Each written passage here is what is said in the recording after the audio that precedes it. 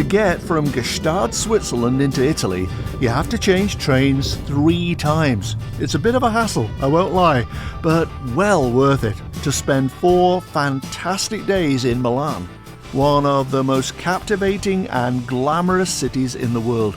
I mean, look at it.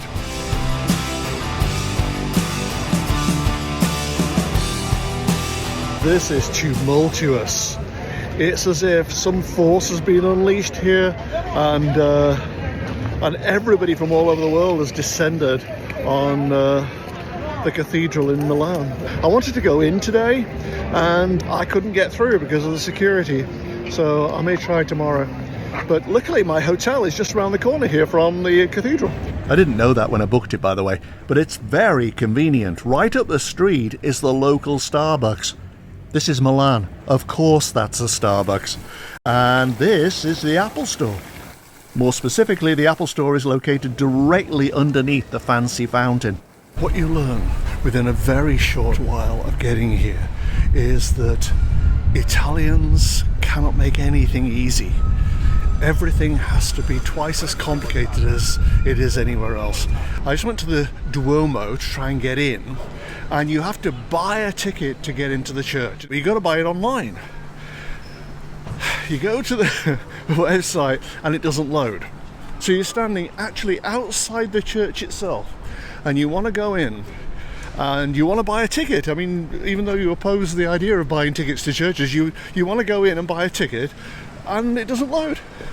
So now, having gone all the way to the Duomo, I'm heading back to my hotel to use their Wi-Fi to buy a ticket so that I can go back to the Duomo and get in.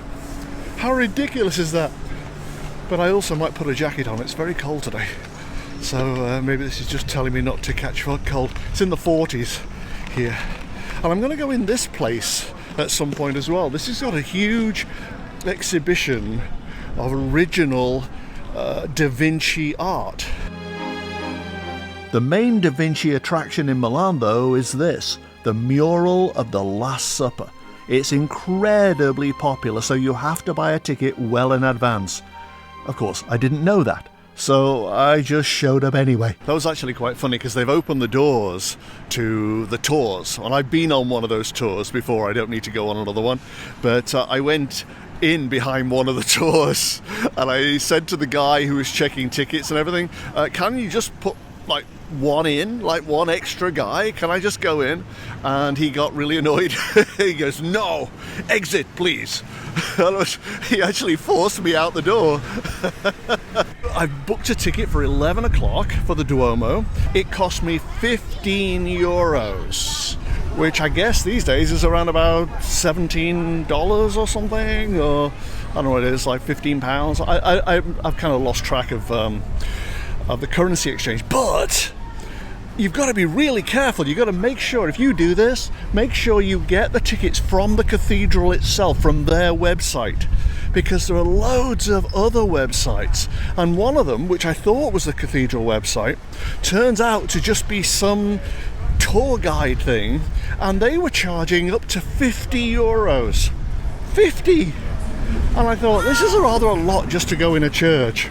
And I cancelled the order, and then I realised actually I wasn't going through the normal website. So there are a lot. I don't think it's a scam. I think they just organise different things, and I just wanted to step inside the church. So this is it. This is what 15 euros buys you in Milan.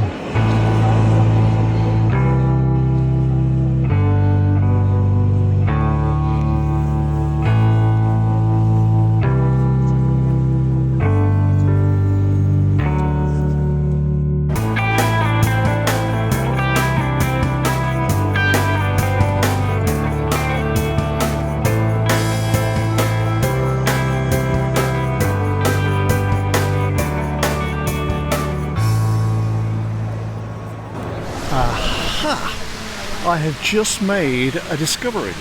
There is free Wi-Fi in Milan. The whole city, or at least the most important parts, are covered by free Wi-Fi. So all you got to do is just log on to the the Milano city website, and it's yours. That would explain everything. So the panic this morning about getting to the Duomo was completely unnecessary. Look at this thing now. I'm going to go and touch the walls of this if I can. It looks like some kind of citadel. I guess I should know what it is, because everybody else seems to know. But I have absolutely zero idea what it is. But it's some kind of old fortress, and if I can get close to a wall, I'll test the energy of it, I guess. Okay, this will do. I don't really know the history of it or how old it is, but centuries, I would hazard a guess. Let's just feel it and see what it produces. I think it's more for show. Like, look how big this is. Look how forbidding. It must house really evil forces, or forces that could do us harm. Maybe we'll just go round and avoid it. That's what it felt like. It feels like it could be lethal, but since you're not going to try it because it's so forbidding, then you'll never know. It was designed to make people go, I don't think we'll attack this today. Let's go and attack somewhere else. As fascinating as it is, this place, I wasn't even coming here. I just saw it on the side of the road, and it's absolutely huge, but it's like, oh, I'll go and look at that then. But really, this wasn't where I was coming. I'd forgotten temporarily that Milan is one of the fashion capitals of the world. And you know that instantly you get here, because I've never seen, first of all, such a concentration of beautiful people. I mean, really breathtakingly beautiful. Ordinary people will walk past you, and in any other country they would be models. Maybe they are models, I don't know, but honestly, I have never seen in such a short time such a concentration of beautiful people. It's staggering. And also, they're wearing beautiful clothes. But here, it's not confined to model types. Everybody's aware, conscious of how they look, how they dress, the way their hair is parted. It's so deliberate, everything. Even little kids being dragged to the supermarket by their mother, they have a look that is designed. Their hair is parted a certain way or cut a certain way. Their clothes are just immaculate. It's staggering to me. They must spend a fortune on every aspect of their look. It's amazing. And yet, for all the effort they put in to their external appearance, virtually every single person here smokes or vapes. It's like, I can see how beautiful you are on the outside, but who knows what you're doing to yourself on the inside. And I can see also that tattoos are quite a thing here, like they are, I suppose, in America and so on. It's funny that tattoos used to be a sign of rebellion, like you wanted to be noticed for being different, and now they're a sign of utter conformity. I am a complete rebel for the first time in my life, because I refuse to get a tattoo. Everybody else has a tattoo. One of the things I love doing when I'm traveling is walking in through open doors. I mean, it can get you arrested in some places, I suppose, but it can also provide you with amazing surprises.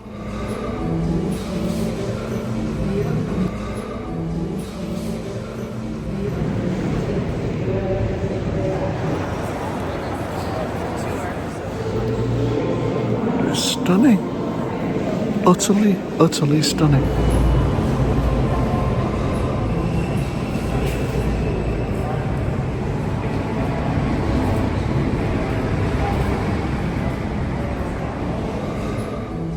Apparently back in the day, and I'm talking about like 2,000 years ago, Milan used to be called Mediolanum. It was a Roman city. And in the centre of town now they have this archaeological museum, which costs money to get in. I'm not really in the mood to go around an archaeological museum, frankly, but outside they have these exhibits which are legitimate, and they date back to like 1 BC. So I thought that I would just touch one and see what we came up with. What about this? This here is a sarcophagus dating back to the 4th century, I think. So let's touch this and see what happens. This has an energy to it of a vibration, of jumping up and down. So whatever it existed to do, which I assume is hold dead bodies, there's something about the energy of it, either the creation of it or the end of its purpose, that involved bouncing up and down. There is I don't even know if they have earthquakes here. And it displaced it. It moved. Because of the earth trembling or some kind of movement, maybe people did it, it actually moved and over to one side. So it bounced up and down and moved over to one side, and that's how it was displaced. And at that point maybe the top came off or something like that, and then it just ended up here.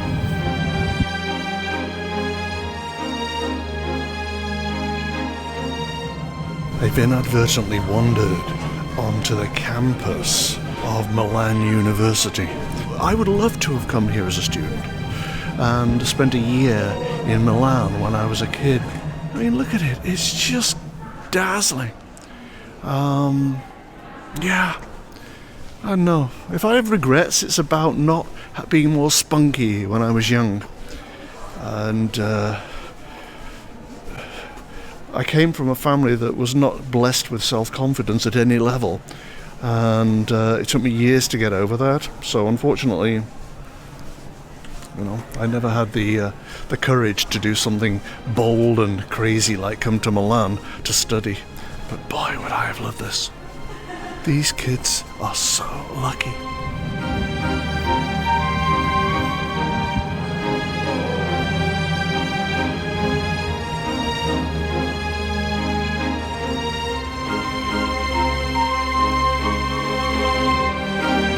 Back to the hotel, one of the best things about this place was the food.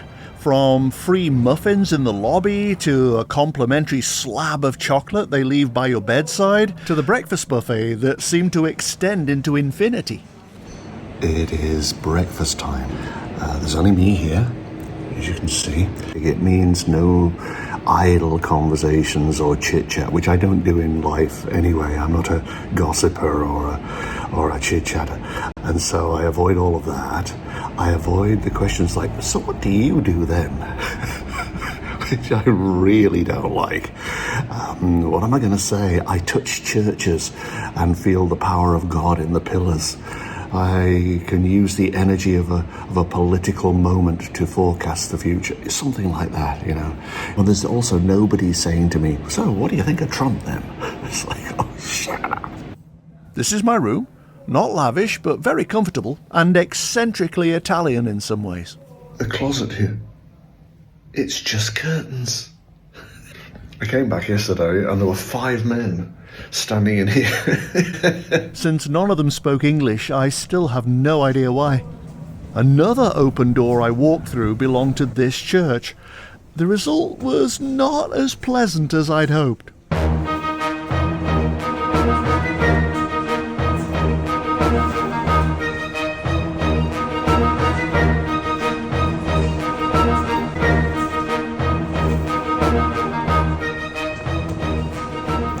Out of that room, I started to choke. I got something in my throat. There's nothing there now. Now I'm out. But when I looked around the walls, there were skulls, obviously, and bones in every direction. But with my physical eyes, I could see them. With my channeling eyes, the pictures, I couldn't see them at all. There were walls of thick ice. This thing, ice, in every direction. And the skulls and the bones were somewhere behind the ice. So there was something very detached about them. Whatever the circumstances are, that they were they were killed or how they died or how they were preserved, it bore no relationship whatsoever to today, to us. They were unreachable. I don't know why that would be, but it was just ice. I just happened to touch this confessional here, and it's like it's under a waterfall of energy, and I can hear screams. I can hear screams, and I can feel energy coming down like that, like a waterfall. But the screams, that's weird. I gotta go. This is not a place for me. I got to get out of there as fast as I possibly could. That is a very strange experience. The skulls are strange because they were trapped in ice in the pictures. But then the other thing, I just happened to walk by the confessional, and I could almost see this waterfall coming down and hear screams, and I thought, I gotta leave, I gotta get out of here. That is just too weird. I only happened to see people going in, and I thought, oh, I'll follow them, as I sometimes do. But I'll just follow them and see what happens. And sure enough, there was that. That's freaky, man. Wow. This is one of the greatest cities I've ever been to. The smells of it are amazing. The bustle of it is amazing. The smells of the people, incidentally, talking about smells, they wear scents, like perfumes and colognes and stuff. They wear them, but they're not like the cheapo nonsense you often smell on people. They're really sophisticated and probably cost a lot of money. I suspect that they do a lot of that to cover up the smell of the smoking. You have to douse yourself in cologne just to hide the smell of the tobacco. But other than that, I mean, it's what do I say? The food has been fantastic. There's not much variety, I would say. If you go into a restaurant, they will offer pizza or pasta and a few other things that are identical. So you end up having pasta at least once a day. That has been a bit of a drag because of my food allergies and stuff. As you can see, I'm finally coming out in zits and things because I've just had too much of the stuff that my body can't take. But I really can't recommend it enough. But again, it depends on the kind of person you are.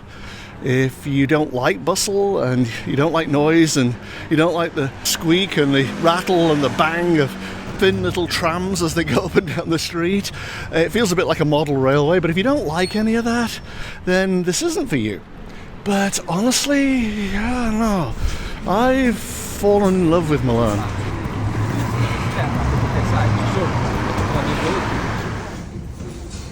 I had breakfast on the dot of 7:30 when they started serving, and now I'm back like 3 hours later for more.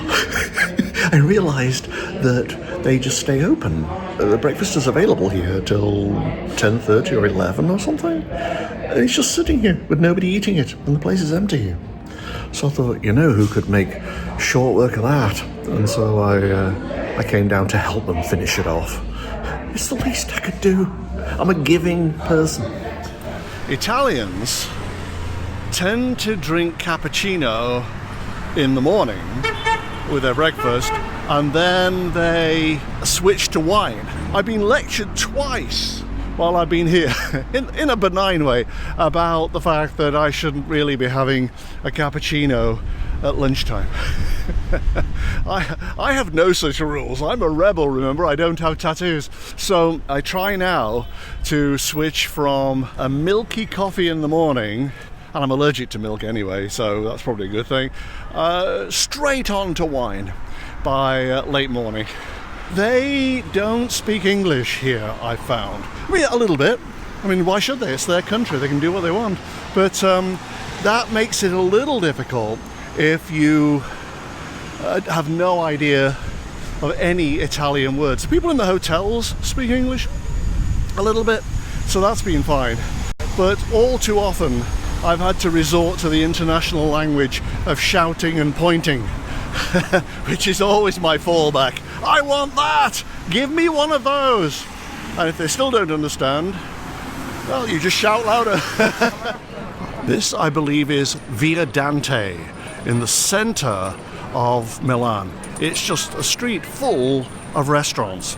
And I bet you I could walk down here and there's not one restaurant that serves food I can eat. One of the ways that Milan could up its game and be different from every other city is if the restaurants came up with dishes that didn't contain cheese. Just have like meat or fish, have vegetables, have potatoes, and that's it. That's the end of it. And you go into a restaurant and you ask for something like that and they go, yes, but we have that. Look, we have meat and potatoes and vegetables. And I say, yeah, but it's got a cheesy sauce on it. And they go, well, yes, you need the flavour of cheese. And it's like, oh, no, you don't. I really think if I had more time here, I could educate everybody in this city. Webinars or leaflets. I haven't decided what yet, but it's something that gets these people. Stop smoking. It's not a form of nutrition. And the form of nutrition you have doesn't have to include cheese. That would be my message to the world.